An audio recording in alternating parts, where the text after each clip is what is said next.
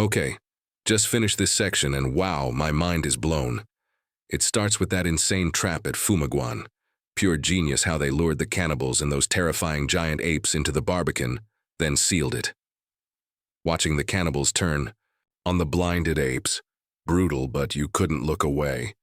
Then the MC pulls another masterstroke, digging tunnels not for escape, but to capture the trapped enemies one by one. Absolutely ruthless and brilliant.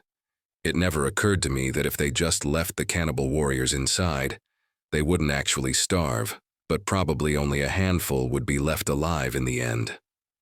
Spring passed. Summer arrived.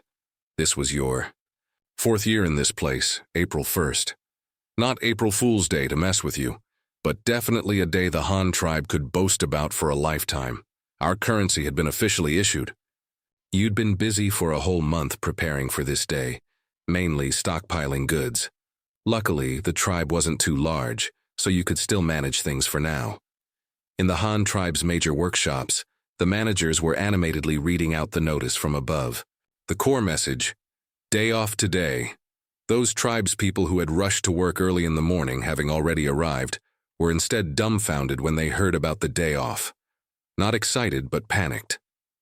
Inside the textile workshop, over 100 women workers were chattering away. The person in charge, Shang, stood on a makeshift high platform and cleared her throat. Sisters, the chief has spoken. Starting today, our tribe is implementing private ownership. The big pot system, where everyone got an equal share regardless of work, is over. From now on, goods won't be distributed per person. Instead, we'll issue money. Work to earn money. Spend money to buy things. As soon as these words were spoken, the crowd below buzzed and erupted into an uproar. Money, what's that? This is nonsense. Distribution was fine before. How are we supposed to live now? Oh, come off it, third auntie, someone heckled. When the land was distributed, you were practically bubbling over with glee, saying you wanted to roll around and sleep on a pile of grain. Go on, you young thing. Just had a baby and already have no respect for your elders?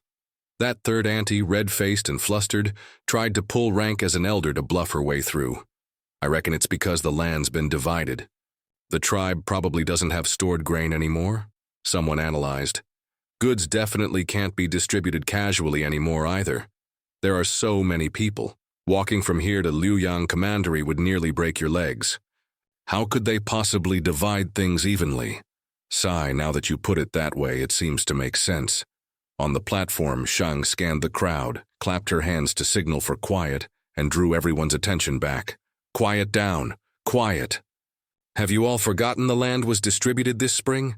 The first rice crop is about to ripen.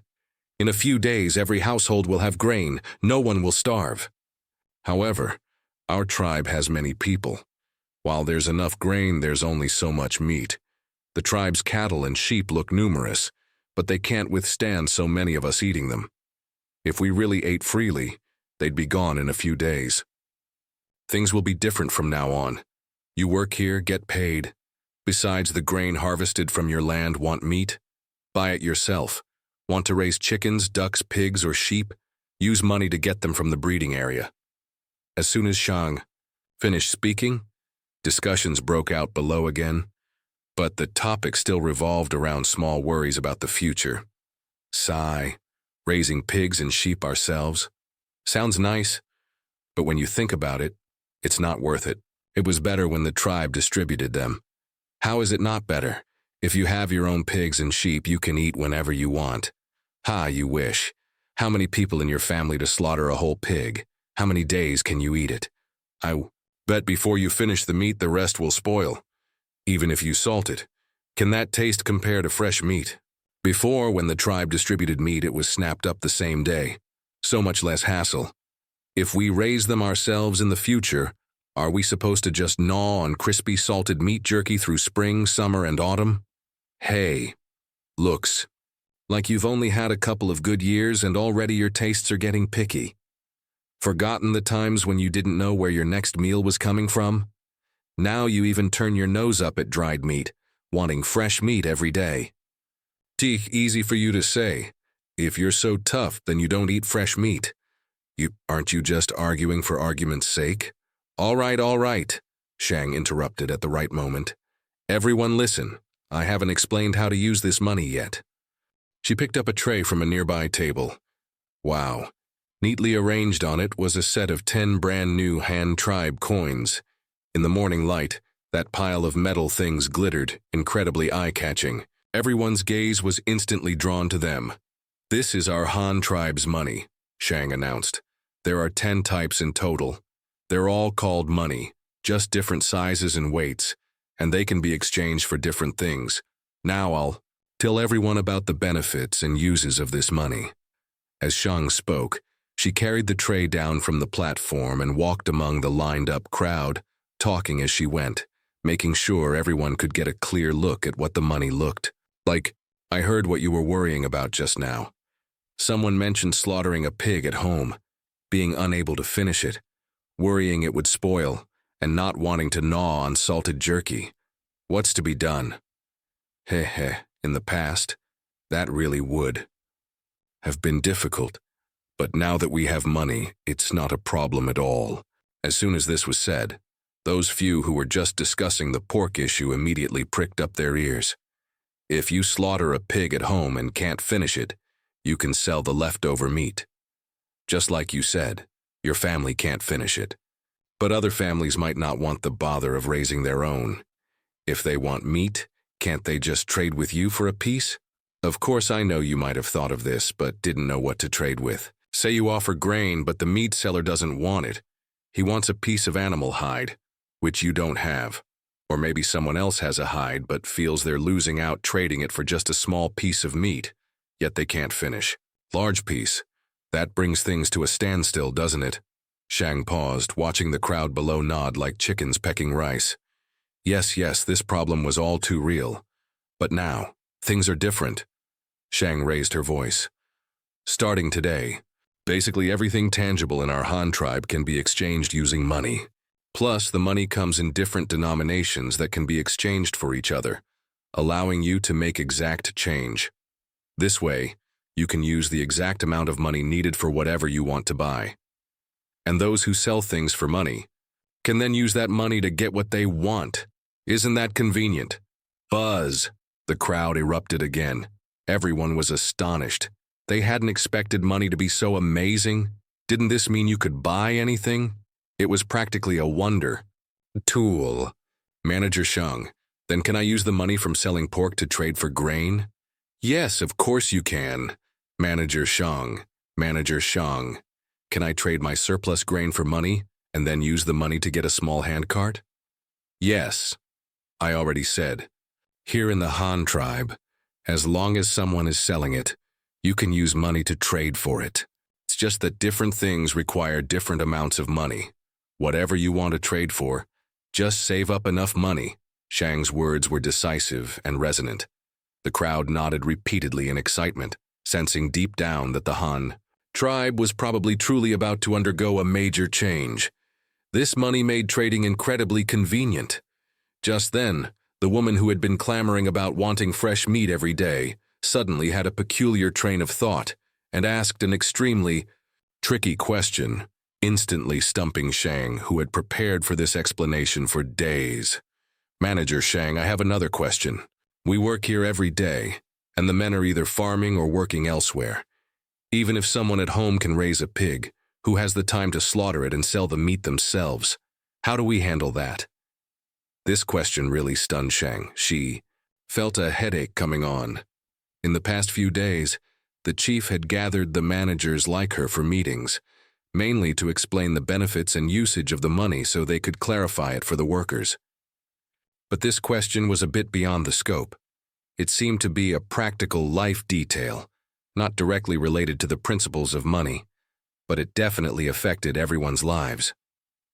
When the chief initially introduced the currency, he had only casually used pork trading as an example. Shang had simply repeated his explanation. Who would have thought someone would follow that thread and ask, what if we don't have time to sell the meat? How should I know what to do? Shang felt a little frantic inside.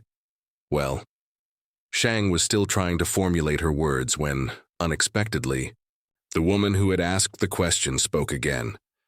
"Manager Shang, how about this? Since everyone's busy, could we find someone with free time to be specifically responsible for collecting pigs, slaughtering them, and selling the meat? When a family wants to sell meat, they could send the whole live pig to him and directly get the money for the whole pig back. Then that person could slaughter the pig and sell it piece by piece to everyone else." Once this was said, the crowd started pondering again. This method actually seemed workable. However, people didn't take it too seriously. After all, it was the first time they'd heard of such an arrangement, and they had no experience. Even Shang didn't give it much thought, just gave a non-committal reply. That should work, I suppose. You all can discuss this kind of thing among yourselves later. Let's not talk about this today. First, let's get the usage of money straight. Then we'll distribute the wages, and everyone can go home. One day off today, come back to work tomorrow morning."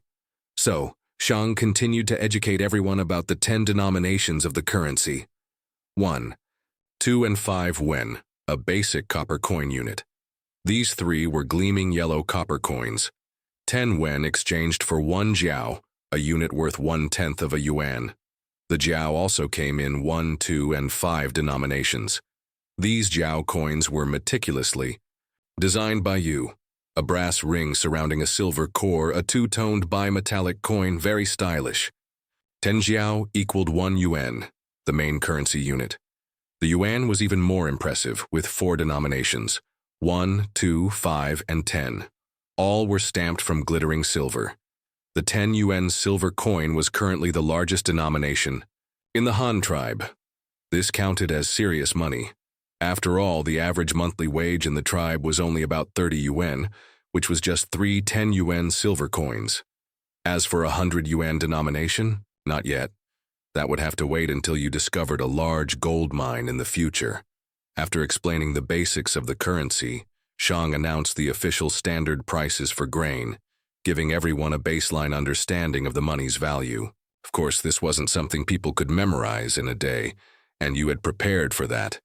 The tribe's various workshops and warehouses had calculated their costs and clearly marked prices. In the future, when buying public goods, people just had to pay the listed price. Private transactions? Unsure of the price? They could go to the granary and ask the clerk from the household registry office. He would give them a reference price based on the current grain price, and then the buyer and seller could haggle themselves. After covering the basic procedures, Shang gave a stern warning. Keep your money safe. Thieves and robbers would face the county office. If anyone dared to knowingly break the law, the consequences would be severe. Finally, it was the exciting moment of distributing the money, paying wages. The female workers in the textile workshop received the average wage, 30 yuan per person, per month. From now on, they would also get 2 days off each month. The holidays weren't fixed, they just needed to request leave in advance if needed. Taking leave up to twice a month incurred no deduction. 3 to 5 times meant a deduction for meal costs. More than 5 times. Sorry, you worked that day for free. Of course, if they didn't need to take leave, they could also save up their days off to take a longer holiday for travel or other things, which was quite considerate. When distributing the pay, to make it convenient for everyone to trade later, you had specifically instructed not to give out just 3 10 yuan silver coins. Instead, they issued a pile of 1 time, 2, and 5 yuan, small copper coins totaling 20 yuan, with the remaining 10 yuan made up of a mix of jiao and yuan coins. In short, everyone received a few coins of each denomination so your people could quickly familiarize themselves with this new system. Moreover, these coins you designed had different patterns, sizes, weights, and textures for each denomination. Even illiterate people could recognize the money by its pattern. Even blind people could tell the denomination by touch. It was a perfect combination of anti-counterfeiting and convenience. With the day off, everyone received their heavy wages and headed home beaming. On the way, the woman who had just proposed finding someone to specifically collect live pigs, slaughter them, and sell the meat had her eyes darting about. her mind repeatedly mulling over the feasibility of this idea, and what benefits she could gain from it. If you knew about this, you'd probably laugh out loud, too. Who would have thought that right after the money was issued, someone would immediately sniff out a business opportunity? Specifically collecting live pigs, slaughtering them, selling the meat. Isn't that just being a proper independent butcher? That's a good line of business. Setting aside how much money could be earned, wanting to eat the freshest meat every day. In the future, that would be a piece of cake. The workshops noisily settled their accounts, and the Han tribe's workers, each pocketing their brand new money, happily headed home to show off. Yes, show off. Who could resist flaunting these shiny little round metal pieces that were so appealing? In Hanyang City, Xie Tao, a young apprentice at the woodworking workshop, also pocketed his hard-earned 35 yuan and went home. This fellow was originally a thin, frail boy from the Zeding tribe. He had followed the logging team up the mountain, unable to swing an axe properly, only able to miserably pull a large saw. After reaching adulthood and marrying, his passable sawing skills, combined with the woodworking workshop happening to transfer a batch of master craftsmen to support construction in Liuyang Commandery, meant he got incredibly lucky and filled an apprentice vacancy. Now, Xie Tao had spent 2 years in the woodworking workshop and had even participated in a major project. He had a hand in building wooden boats last winter. His job was important, so naturally his wages rose accordingly. He pushed open the door of his home. It had only 3 main rooms. Instantly, the chatter and laughter of women filled the air, along with the babbling sounds of a small child learning to talk, mixed with hearty laughter. The small home was full of life's buzz, incredibly lively. Xie Tao's family had a full 6 members. Besides him, his wife Wen Cao, who was the same age, and their chubby son who had just turned 1.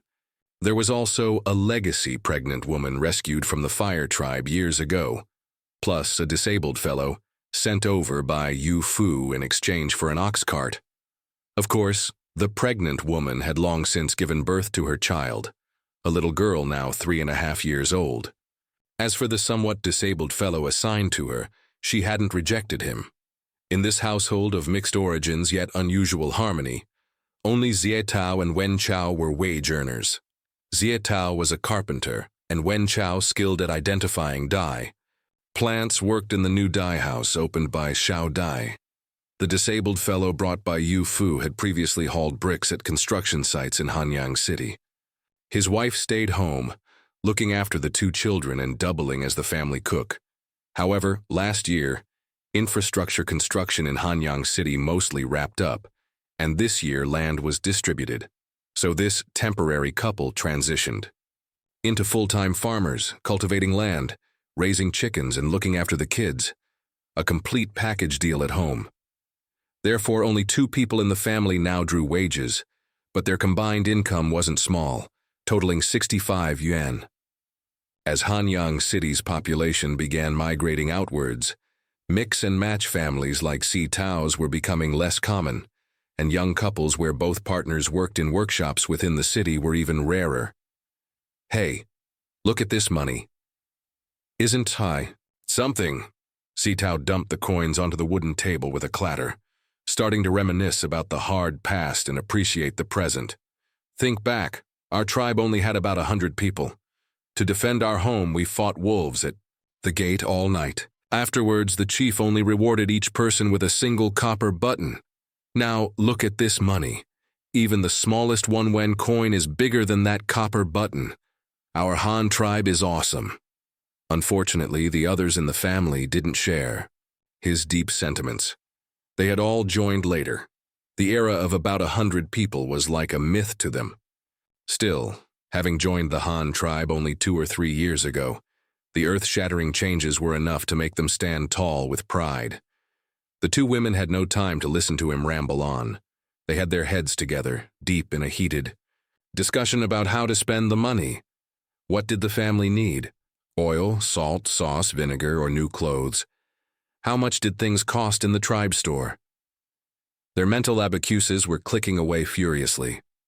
Across the river in Ruyang Commandery, money was also being distributed on a large scale. It was a new city, lacking workshops, but with so many people on construction sites, they couldn't be expected to work for free, could they? Following your instructions, all the laborers involved in building the city received wages, although not as high as workshop workers' salaries.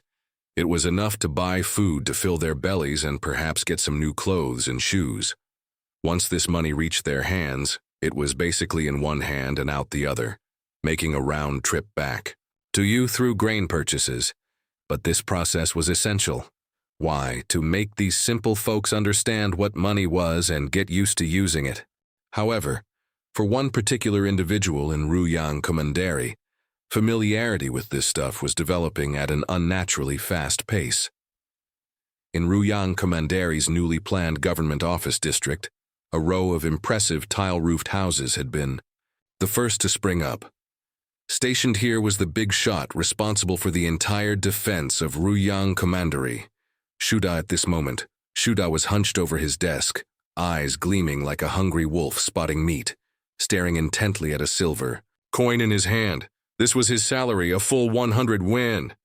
Plus various bonuses, the total came to 1,000 yuan. In your words, besides his salary, this included retroactive rewards for his past merits. But none of that mattered. For a former middleman, this amount of money was peanuts. In just this short while, countless ways to get rich had already popped into Shuda's head. Ruyang Commandery was a newly built major city, its initial scale no smaller than Liuyang Commandery. Plus, it was close to Hanyang City, with incredibly convenient water transport. Making several round trips a day was no problem. The geographical advantage was top-notch. Right now, it was the early stage of city building. Basic necessities like food, drink, and clothing weren't lacking, but other things were very scarce. Even without engaging in any high-tech processing, just ferrying some goods over from Hanyang City to sell could make a killing. Sell what? Shuda stroked his chin, pondering. A moment later, a glint flashed in his eyes. Meat. And not the kind others were thinking of, slaughtering pigs to sell. Pork. He had to play a more advanced game, sell cooked food. The source? Hanyang City had it. While that place didn't have many pigs, it had plenty of sheep, and chickens and rabbits were practically overflowing. Especially rabbits, they were truly overrun with rabbits, so numerous that the common folk were sick of eating them. After all, Hanyang City was the earliest to implement private breeding, but its population size hadn't kept up, compounded by the rabbits' heaven-defying reproductive rate. The result was that Hanyang City was now trying to put the rabbits on birth control. Letting them breed freely would consume too much grain, but here in Ruyang Commandery, it was exactly the place severely lacking meat. If Hanyang City's rabbits could be allowed to let loose and breed freely to supply a portion of Ruyang Commandery's meat demand, it was definitely feasible. Thinking further, Ruyang Commandery was full of construction sites. The workers toiled all day, getting off work in the evening. If they could directly buy fragrant cooked meat without having to bother with lighting fires and cooking themselves, people would definitely be willing to pay. At this thought, Shuda couldn't help but let out a snorting, pig-like, then began counting the coins bearing your likeness on the table with a clatter. These for renting boats, these for hiring people. Also need to buy a few large pots. I'll ask about the price of iron pots in Hanyang City later. The rest for buying rabbits, pigs, sheep seems about right. Huh? What number did I count to just now? Shuda scratched his head. Looks like I still need to write it down. Seems I need to buy some paper and brushes too. This money really doesn't go far. How come I have so many things to buy? Speaking of which, this currency was quite interesting. The obverse designs and denominations varied widely, but the reverse uniformly featured your large head. Wearing a crown shown down to the shoulders and collar, the pattern quite clear. Once this money was issued, the effect was outstanding. It instantly allowed the newcomers in Ruyang Commandery, or those who had joined a year or half back but had never seen you in person, to recognize you, their great chief. It truly gave Your reputation another significant boost within the Han tribe's territory. But Shuda couldn't care less about that. He was only briefly fascinated when he first received the money. The thought of having his own face printed on it never crossed his mind. He felt that only you were qualified for that. Even if you were to pass away someday and a new chief took over, the portrait on the money couldn't be changed. Why? Because your status in everyone's hearts was different. It was you who led them to have enough food and clothing, taught them countless survival skills, almost like a deity. In this world, besides you, who else was qualified to have their big head printed on the money? While Shuda was gleefully calculating his grand plan to get rich selling pig head meat and spicy rabbit heads, over in Luoyang Commandery, the circulation of currency also brought new changes.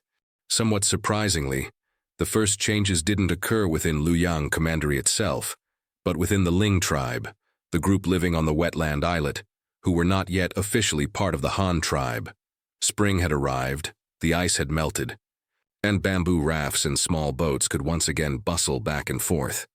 The Ling tribe came to trade with the Han tribe more frequently, but this time a problem cropped up.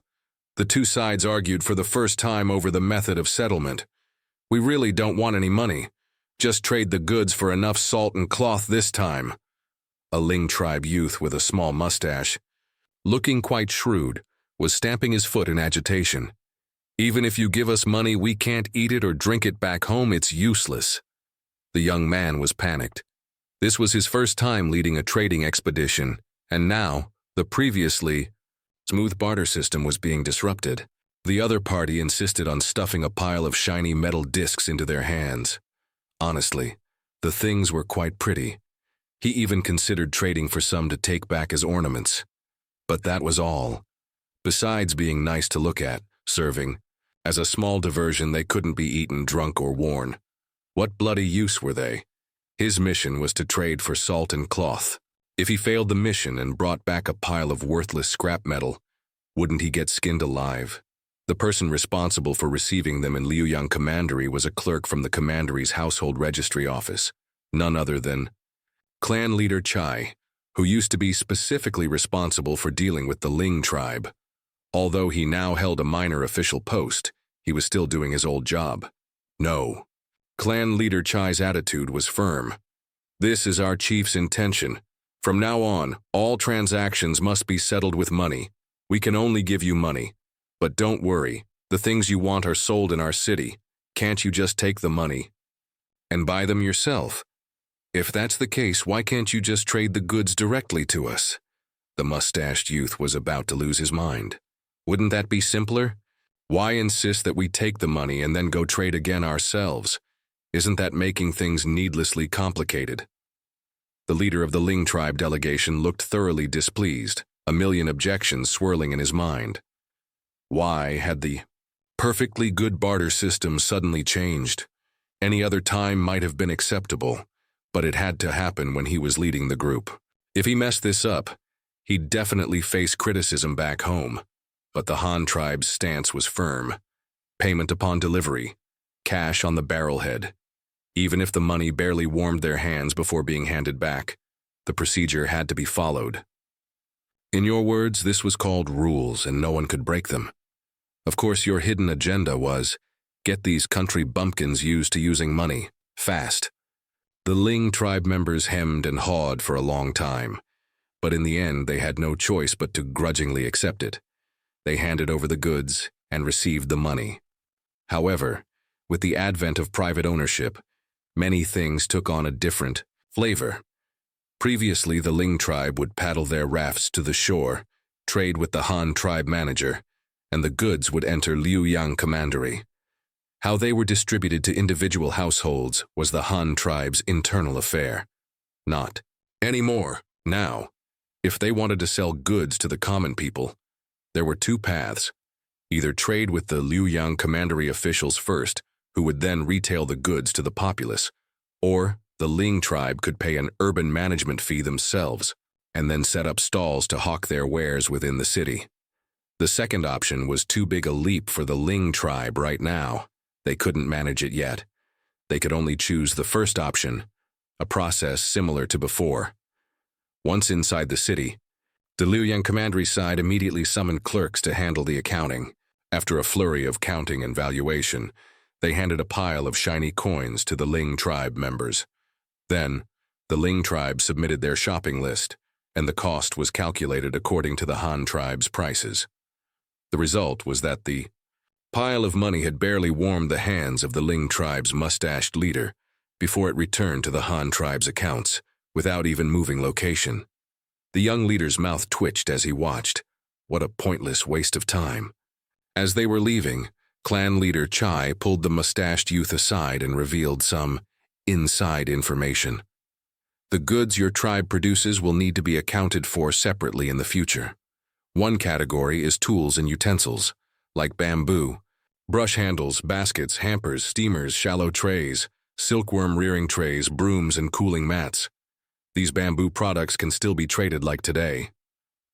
The other category is fresh goods, like lotus leaves, seed pods, fish, shrimp, crabs, water chestnuts, lotus roots, and live ducks, duck eggs, and so on. We plan to designate an area in Liuyang Commandery for a market. You'll come into the city, yourselves to sell directly to the common people. These items don't keep well. We need fresh ones daily. If we keep transferring them like now, it causes too much delay. You need to go back and discuss this thoroughly with your chief. Oh, right. Clan leader Chai thought for a moment and added, Our chief said to tell you to increase the supply, especially cooling mats, silkworm rearing trays, and brush handles. We need a lot more. Get more lotus leaves too. And those reed leaves, as long as they're wide and long enough, we want them. As for grain, don't you worry. Even if you stop growing rice yourselves, you can always buy it from us. Just focus all your energy on producing more of the things we need. Hearing this last part, the mustached youth's brows furrowed deeply. What? Stop growing grain and specifically buy it from them? Although it sounded nice, with guarantees of constant supply, it just felt somehow wrong. He was also puzzled about the specific items the Han tribe requested. Cooling mats were understandable. It was getting hot, so they'd surely sell well. But what on earth was a silkworm rearing tray? Canbian. This item had only been introduced from the Han tribe in the spring. It was a large, round tray with very low edges, practically useless for holding much of anything. Less practical than a regular shallow basket. Boluo. The Han tribe people said it was for drying things, which seemed barely plausible. But why? Did they suddenly need so many? What were they planning to dry that required so many useless trays? And lotus leaves. They had initially promoted those themselves. The Ling tribe lacked containers. They often ate using bamboo tubes, pouring rice and dishes onto cleaned lotus leaves and eating with their hands, a practice the Han tribe called hand-grabbed rice. They had tried selling them just to see, and unexpectedly, you, the Han tribe chief, had specifically requested them, even dried ones. Not for holding food, though, but supposedly for wrapping things. Whatever, as long as the Han tribe wanted them and they could be traded, it didn't matter. The most baffling request was for reed leaves. These things could be traded for money, too. He'd seen it all now. You couldn't eat or drink them, they weren't as good as lotus leaves for wrapping things, and they grew everywhere in the marsh. 100 questions popped into the youth's mind. He seriously suspected the Han tribe had too much money and was just burning it. However, he kept his mouth shut. If the Han tribe wanted to be suckers, what business was it of his? After carefully checking the iron tools, salt, pottery, and cloth they were taking back, the mustached youth led his people away, poling their bamboo rafts swiftly back home. Watching. The receding rafts, clan leader Chai stood on the bank stroking his beard, also wondering, what on earth does the chief want so many reed leaves for? To explain this, we have to go back to late spring. Due to your flood control efforts, you had unexpectedly assimilated the Nian tribe, who possessed glutinous rice. This immediately triggered your cravings, your mind flashing back to cherished foods from your previous life. Sticky rice cakes, crossing the bridge noodles, and zongzi, glutinous rice dumplings wrapped in leaves, for the Dragon Boat Festival. Unfortunately, All these delicacies required glutinous rice. The Han tribe had always grown japonica rice, gengmi, which wouldn't work. But starting this year, that shortage was gone. So while the new glutinous rice crop wasn't ripe yet, you quickly instructed Liuyang Commandery, near the marsh, to start stockpiling reed leaves, the soulmate of Zongzi. With food matters arranged, clothing couldn't be neglected. The Han tribe's grand enterprise of sericulture and weaving had officially begun. In the newly built Liuyang Commandery, large quantities of brand-new bamboo silkworm rearing trays, washed and dried, were moved into the silkworm house. This massive structure, a temporary greenhouse designed under your direction, was deliberately located far from the construction sites for peace and quiet. Inside the silkworm house, rows of wooden racks stood neatly arranged, stacked with layers of rearing trays. Housed within were chestnut silkworms, hatched from overwintering eggs collected from the wild. There was no choice. The mulberry trees had only just been transplanted and hadn't grown yet, so they had to start with these green caterpillars that ate oak leaves. It was now early summer, and the first batch of spring silkworms had already begun mounting to spin their cocoons. Silkworms have a compulsion to climb upwards when spinning cocoons. Modern sericulture uses convenient plastic nets, something you learned in your past life from that female teacher who loved raising silkworms. No plastic?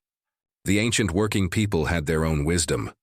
They tied bundles of rice straw, standing them up like little hills in the rearing trays, allowing the silkworms to climb up and spin silk to form cocoons. This process was called mounting, shangshan. While the spring silkworms were busy building their nests here, the newly hatched summer silkworms in the adjacent room were still tiny ant silkworms, yikin. Tiptoeing inside, you could hear the sha-sha-sha sound of the baby silkworms munching on leaves, an incredibly therapeutic sound. Sericulture was finally scaling up. The first centralized silkworm house was established, proving that this fully artificial rearing model was viable. However, you were still very dissatisfied with the silk weaving technology. The first-generation loom was adapted from the flying shuttle loom, but currently, it could only weave the simplest plain white silk, baijuan. Even when dyed, it remained monotonous solid-colored cloth. Silk clothing made from this was, at best, a bit smoother and softer on the skin. But this was leagues away from your idea of top-tier silk. Back then, the world-renowned Chinese silk wasn't this basic. Think of the Shujin, Sichuan brocade, seen on TV in your previous life. It was woven with patterns, not printed on, but patterns directly woven using colored silk threads. That was true excellence. Patterns and colors in textiles generally fall into two categories. One is weaving the cloth first, then dyeing it. The other is dyeing the yarn into various colors first, then weaving patterned cloth with the colored threads. The latter method could be managed on ordinary looms, but the results were either horizontal or vertical stripes, resembling prison uniforms or hospital gowns. Using it for flowing hanfu robes? Ugly reject. It might work for bed sheets and duvet covers. Of course, weaving horizontal and vertical stripes together resulted in plaid cloth, exuding a Scottish vibe, even more absurd for hanfu. Therefore, what you really wanted to create was the famous jacquard loom, tihuaji, of ancient China, practically an ancient version of a CNC loom. It could directly weave complex and exquisite patterns based on a preset program. In ancient times, this was absolutely heaven-defying black technology. It was also the key to why Shujin achieved worldwide fame. Although you hadn't seen one in person in your previous life, you had seen the principle explained in documentaries. You wouldn't dare claim to replicate it exactly, but you were confident you could create something functionally similar. As for the technological foundation, it was no exaggeration to say that the Han tribe's current textile technology was already touching the threshold of the Industrial Revolution. Using it to recreate a 2,000-year-old technology was practically effortless, presenting no pressure at all. Honestly, if the Han tribe's textile industry didn't advance towards this kind of high-precision, cutting-edge jacquard technology, The only other path was to sprint towards mechanization and full automation, or simply abandon weaving technology, development altogether, and focus entirely on printing and dyeing, perhaps using techniques like copperplate printing, but you had no intention of doing that for now. After all, given the Han tribe's current structure, wouldn't sudden industrialization and automation lead to mass unemployment among the vast female workforce? If factories became fully automated, how many people would be needed? Right now, you needed to provide jobs, ensuring everyone had work and could earn money.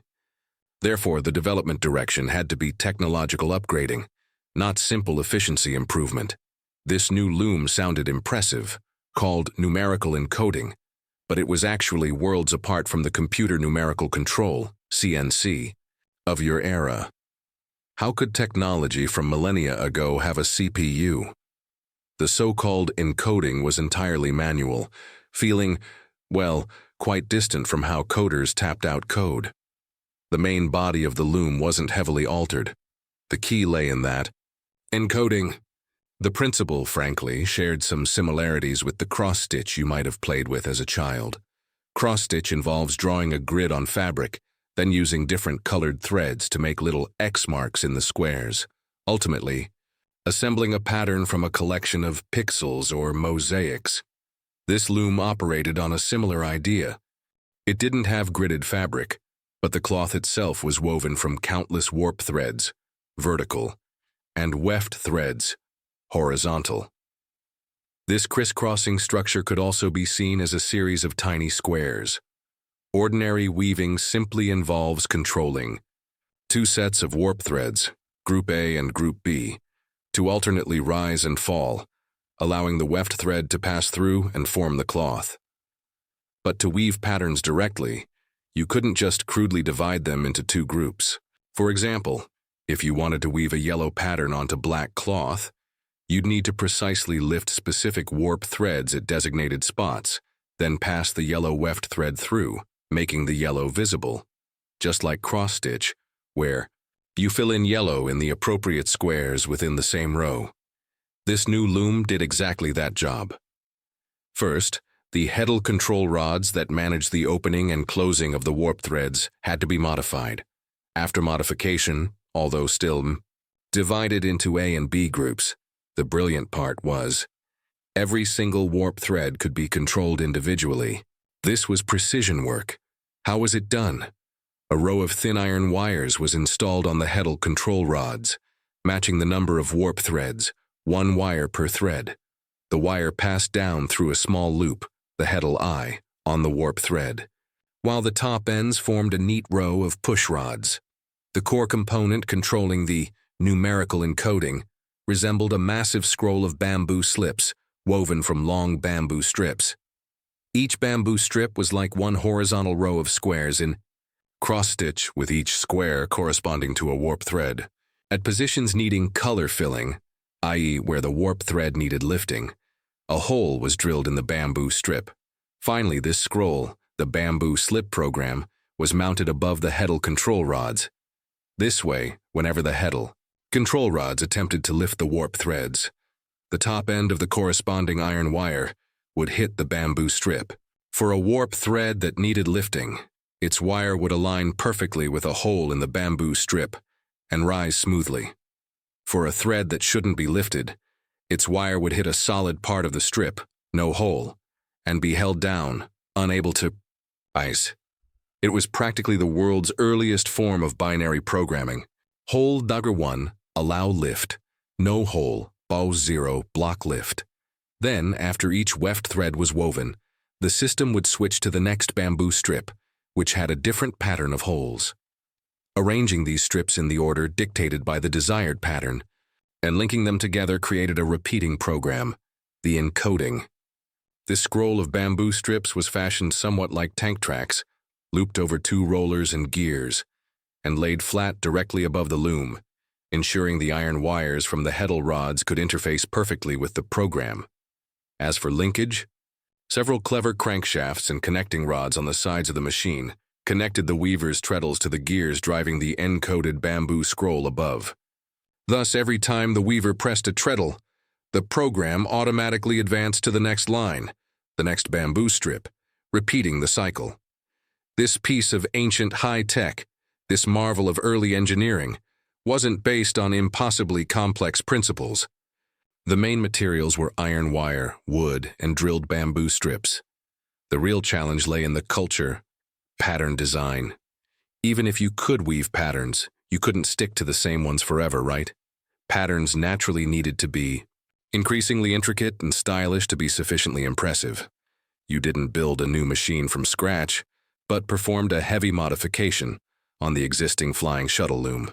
After the changes, the machine was bulkier, with linkage rods added externally, the numerical control device mounted on top, and significant upgrades to the heddle lifting mechanism inside. Even so, it was remarkably compact. You'd seen depictions of the ancient draw looms in documentaries. They were often 2 stories high, requiring operators both above and below, with 4 or 5 people bustling around a single machine.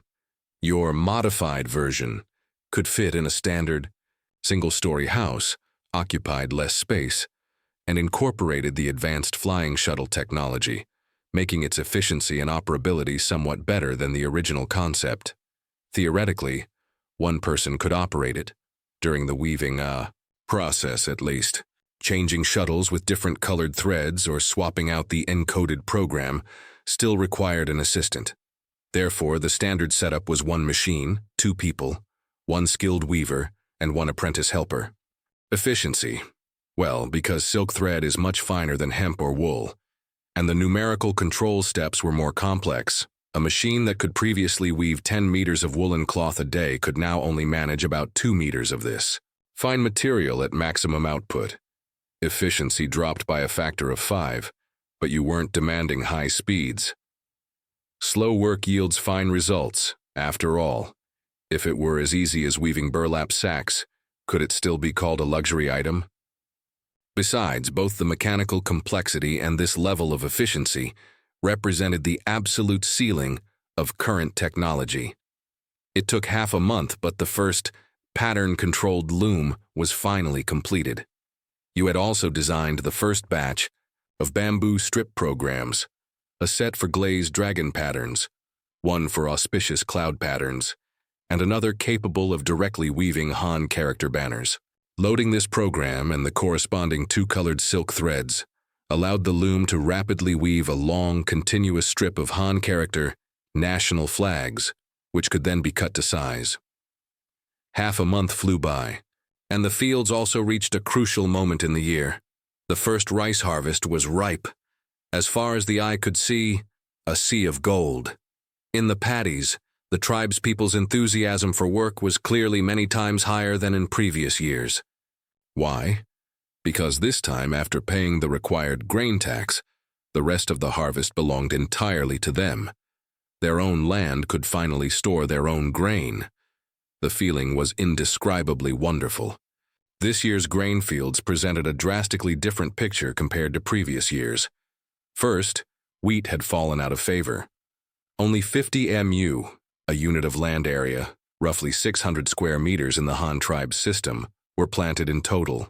If you hadn't insisted on reserving seeds for breeding and selection, the common folk would probably have preferred not to see a single wheat stalk in the fields. Why?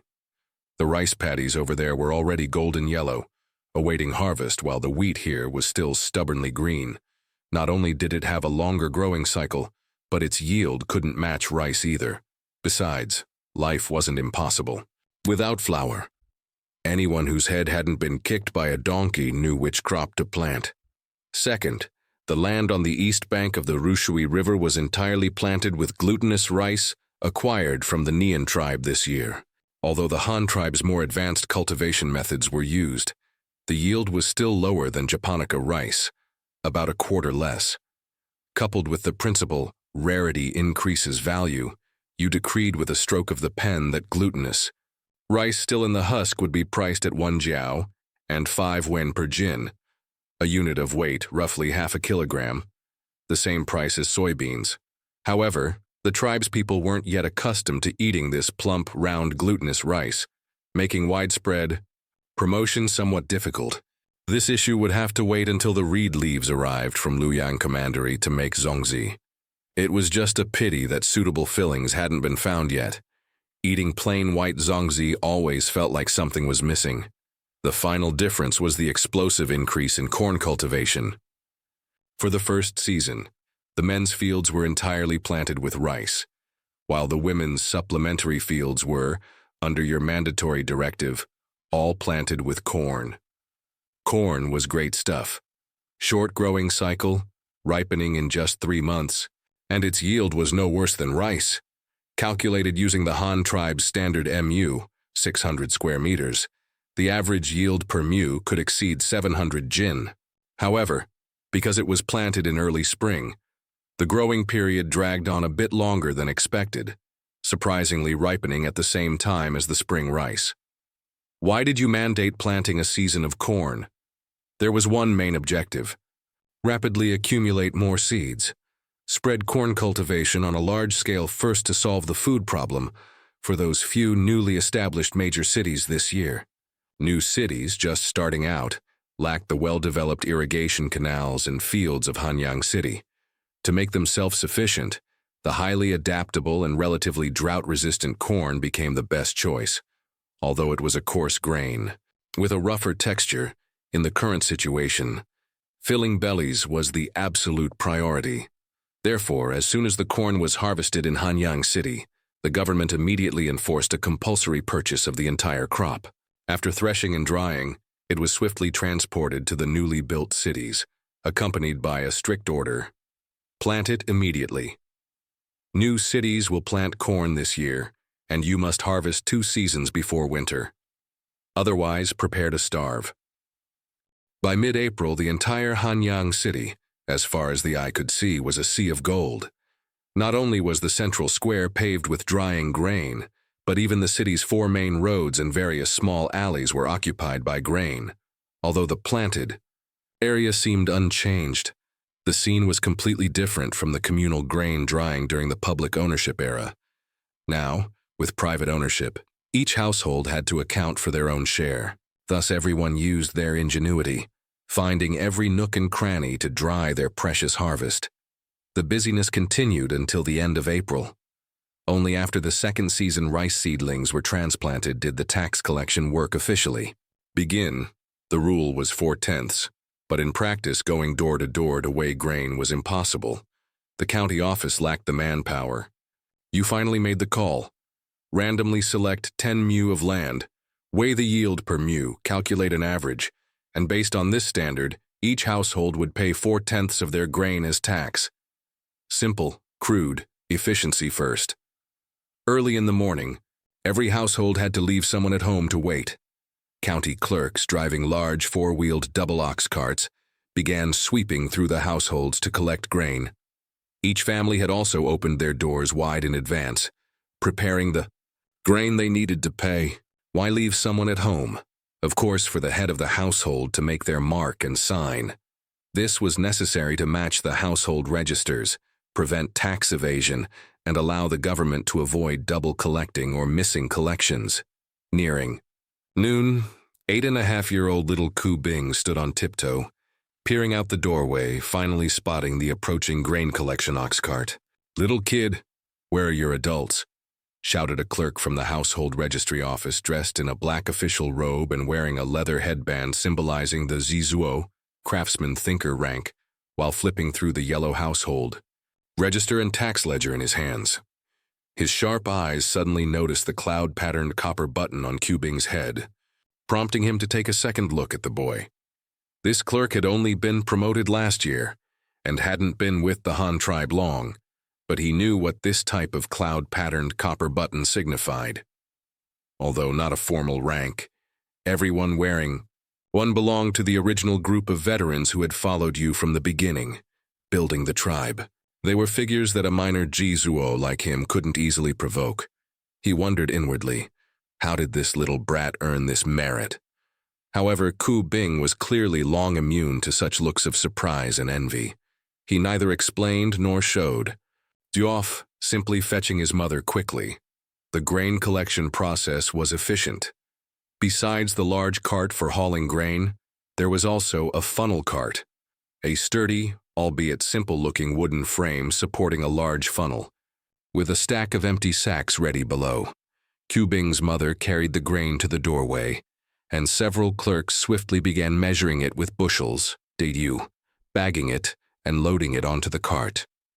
Finally, the household registry clerk recorded the amount of grain collected and the head of household's name in the tax ledger, then had Bing's mother sign, or make her mark. He then pulled out a small booklet, newly printed just days ago, flipped to a fresh page, filled in the household information and tax payment details, took out his personal bronze seal, stamped it with a thwack, tore the page along the perforated line in the middle, gave one half to the householder, and kept the other half for the government archives. This served as a receipt. If any disputes arose later, the two halves could be matched for clear proof. The tax collection proceeded orderly. The collected grain tax would soon be transported via water and land routes to the four hungry new cities: Phuma Pass, Matian, Danshan, and Ruyang. As for the grain for Sitong County, it would rely entirely on support from Liuyang Commandery. Otherwise, the pressure on Hanyang City would be too great. Having arranged these grain collection and transport tasks, you didn't stay in Hanyang City to supervise. Instead, with a wave of your hand, you let your subordinate officials handle things themselves. They were all novices. How could they grow without stumbling? As long as the general direction was correct, minor mistakes were understandable. Learn from the lesson, correct it next time. People aren't afraid of making mistakes, but afraid of making mistakes and not learning from them. After relaying the important points, you mounted your beloved Gray Mountain, accompanied by the other 3 mobile granaries, the Dinotherium, and a batch of newly manufactured weighing instruments, scales, from Hanyang City. You set off grandly towards Liuyang Commandery, also intending to check on the work progress there. The currency had been implemented for a month. If asked which place was using it most smoothly, it had to be Liuyang Commandery. Even with Shu Da the speculator leading the way in Hanyang City and Ruyang Commandery, the overall environment couldn't compare to Liuyang. The population there was far more complex, both in numbers and composition. With the increase in small, scattered transactions, problems also arose. This wasn't the fault of the money itself, but an issue with the units of trade. In Liuyang Commandery's retail market, there were 3 main groups of players: local Han tribe members, small traders from the Ling tribe, and migrant workers from elsewhere. Their transaction values were generally small, mostly involving fresh goods. Among the items sold by the Ling tribe, ducks and duck eggs were straightforward, sold by the piece or count. But others, like water chestnuts, lotus roots, and fish, couldn't really be sold one by one, could they? Consequently, there was an urgent need for small scales capable of weighing 0 to 20 jin, making it convenient for vendors to do business. This was the main reason you were rushing the scales over. Another note: the 2 newly arrived large Denotherium had truly astonishing appetites. Hanyang City was finding it somewhat difficult to support them. You planned to send these 2 behemoths to the lush area east of Babao Mountain, the very shore where you first camped upon entering the marsh, letting them fend for themselves. Of course, these tasks could actually be delegated. You didn't need to make the trip personally.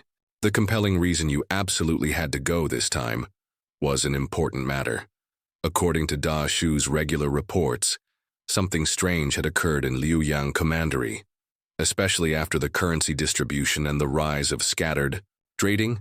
You paid extra attention to this aspect. Da Shu didn't dare be negligent either, keeping a close eye on every movement in the marketplace. The matter was reported by Da Shu the day before yesterday.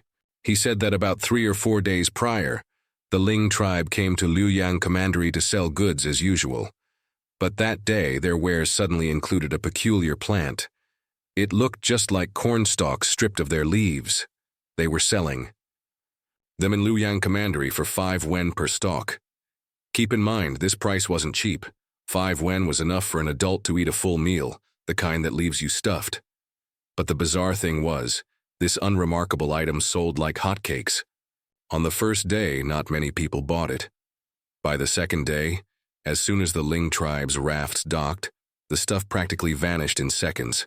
It was snatched up by the crowd, without even haggling over the price. The following days were even crazier. Before the Ling tribe's rafts even arrived, people started queuing up in the Liuyang market. The scene was just short of a mad dash straight to the riverbank to grab them. Initially, Da Shu hadn't paid much attention, but as tribespeople began discussing it heatedly, coupled with this abnormal buying frenzy, Da Shu also sensed something was amiss. So, on the morning of the fourth day, as soon as the Ling tribe's rafts docked, Da Shu quickly had someone procure a few stalks for examination. Only then did he hear from his subordinates that the item didn't have a name yet. The Ling tribe people didn't know what it was called either, only that it was edible and non-poisonous. The common folk in Liuyang Commandery, however, proved quite creative, giving it a name: sweet stalk, Tiangan. As the name suggested, it was a sweet stalk. Curious, Da Shu also tried one. The skin was quite thin. After chewing off the outer layer, he bit into the inner pith, chewed it in his mouth, and could suck out a lot of sweet juice, spitting out the fibrous residue afterwards. To quote Da Shu's original words in the report, skin green, length over 2 meters, stalk straight, thick as a thumb. Skin thin, juice plentiful, juice sweet, making one eat without stopping. Once you start eating, you can't stop. Reading this description, you instantly became agitated. If you weren't mistaken, wasn't this thing the sweet stalk you ate as a child? Its scientific name was sweet sorghum. Essentially, it was an edible, sweet variety of sorghum stalk. Most importantly, this thing had another resounding nickname: northern sugar cane. The Han tribe wasn't without sugar. The root nodules of the man-eating tree, shirinshu, back on the mountain could produce syrup. But the problem was, there was only that one tree. Not only was the yield pitifully low, but crucially, that thing needed meat and blood. With the Han tribe's current strength, keeping even one alive was difficult. Thinking about large-scale cultivation for sugar production? Setting aside how long it would take to mature, the feeding cost alone was something the Han tribe couldn't bear. Therefore, sugar had always been an extremely rare luxury item in the Han tribe, only available for a few high-ranking individuals to taste, and even then, only as syrup. With such low production, you couldn't be bothered to invest effort into developing a sugar industry. However, absence didn't mean lack of desire. Sugar, in any era, is universally acknowledged as the food most capable of boosting happiness. Moreover, a famous person once said, "Sugar's addictive potential is higher than any drug." Consequently, as soon as this sweet stalk appeared in Liuyang Commandery, even though its price was equivalent to a full meal, couldn't fill the stomach, and only offered a bit of sweet juice, the tribe's people flocked to it as if greeting their own father. This amply demonstrated the sugar market had enormous potential. Not only was there internal demand within the Han tribe, but even if this stuff were sold to the grasslands or Bamboo Island, they would surely fall in love with sugar at first sight, just as they did when they discovered salt. Of course, what you valued was definitely not just extracting sugar. Don't forget, what was the sweet stalk's scientific name? Sweet sorghum. So, no matter how sweet it was essentially still a type of sorghum. The utilization value of this sweet sorghum was simply off the charts. First, the stalks could be pressed for sugar like sugarcane. Second, it could also produce sorghum grain. Sorghum grain is also food. Edible. Crucially, sorghum is an excellent raw material for brewing. Alcohol. Setting aside the problem of alcohol leading to mistakes, the most important thing was being able to brew alcohol meant being able to extract ethanol. With ethanol, various external injuries could be disinfected in the future. This represented a qualitative leap in improving the survival rate of the tribespeople. It also laid a solid foundation for the future development of medicine in the Han tribe. Finally, waste utilization.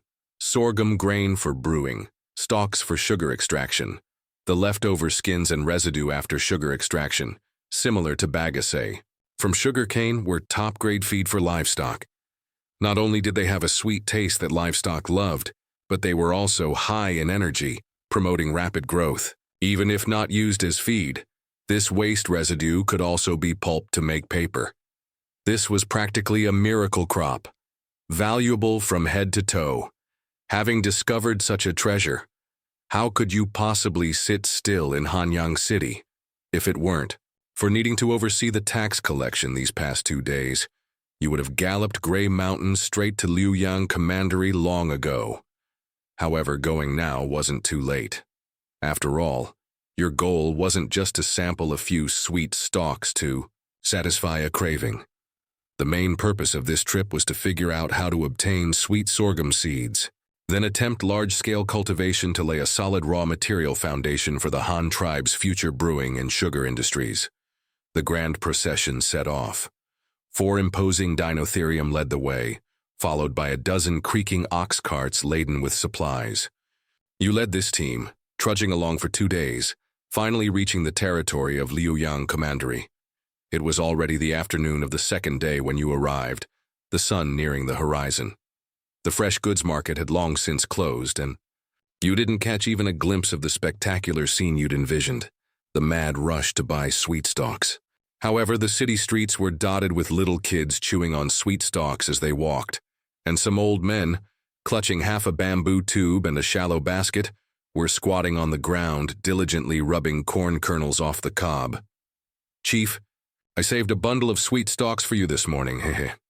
Guaranteed fresh." Dashu trotted along beside you, noticing your fixed gaze on the sweet stalks in the children's hands, and quickly tried to claim credit, but you frowned, your face etched with disgust. "Tell me, why isn't there a single trash bin on this street? Where are the street sweepers? Liuyang Commandery's sanitation standards are way too lax. Look at those brats, finishing their sweet stalks and spitting the fibers all over the ground." Chief, it wasn't like this before. It only got this way these past few days since the sweet stalks arrived," Dashu replied, taken aback by your question, quickly explaining for fear of being blamed. "So you just stand by and watch?" You shot him a sideways glance, your tone unfriendly.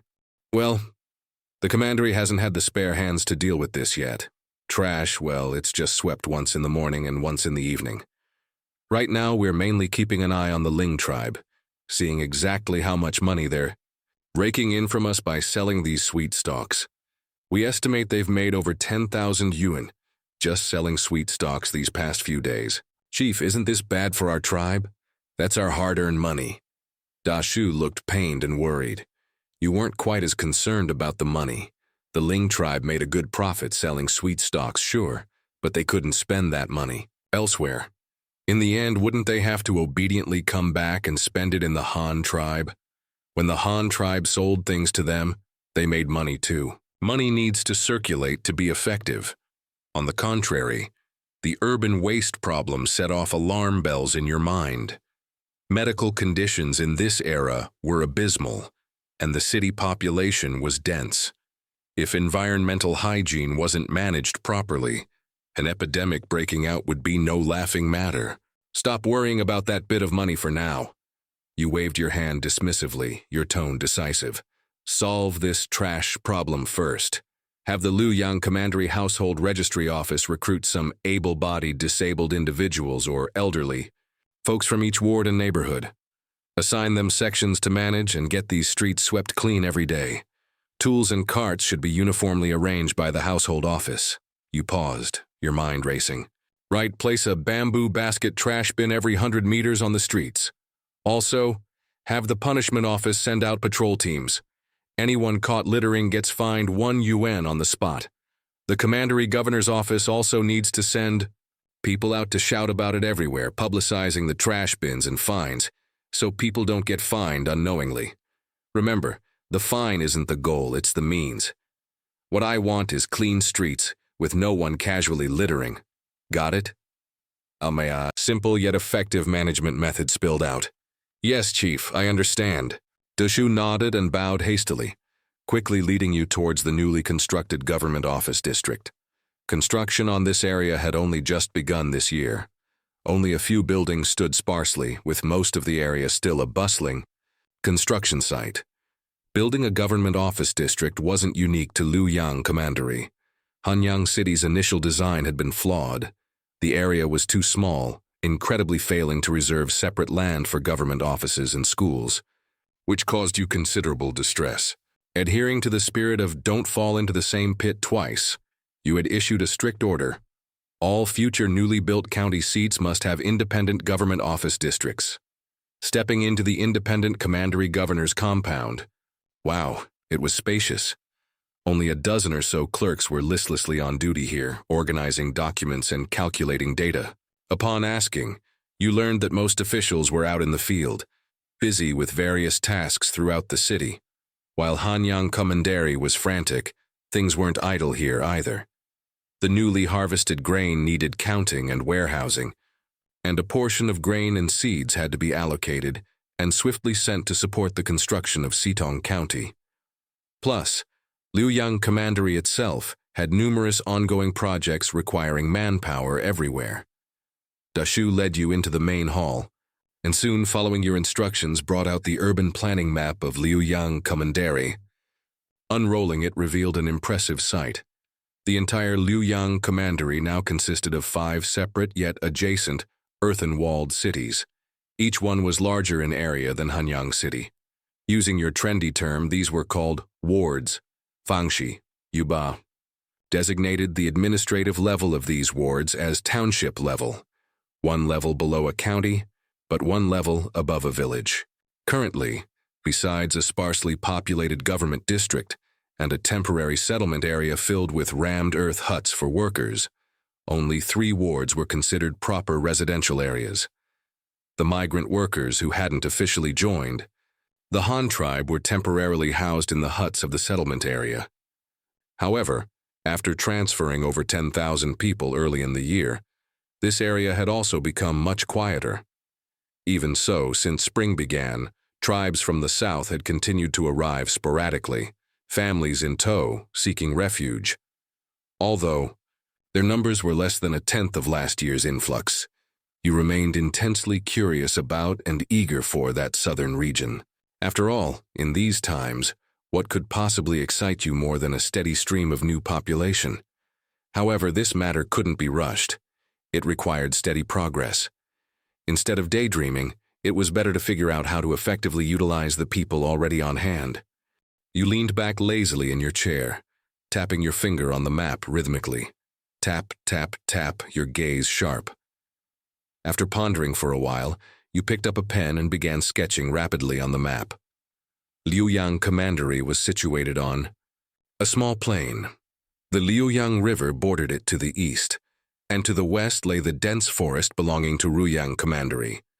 Mountain ranges flanked it to the north and south, sandwiching this fertile piece of land, approximately $800,000 mu, using the old calculation of 666 esc meters per mu.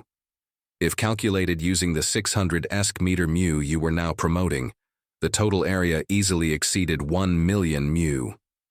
Such a vast treasure trove of land, even if entirely used for farming, would yield an astronomical harvest. But the current problem was that Luoyang Commandery's population was too concentrated. The cultivated land was mostly squeezed along the riverbank, primarily planted with rice. This was unavoidable previously. Rice was the Han tribe's sole staple crop back then, and utilizing land far from the riverbanks was too laborious. Digging artificial rivers and irrigation ditches relied entirely on manual labor, even with a few dinotherium helping, shoveling, and transporting earth still fell to humans. But things were different now. You inwardly rejoiced.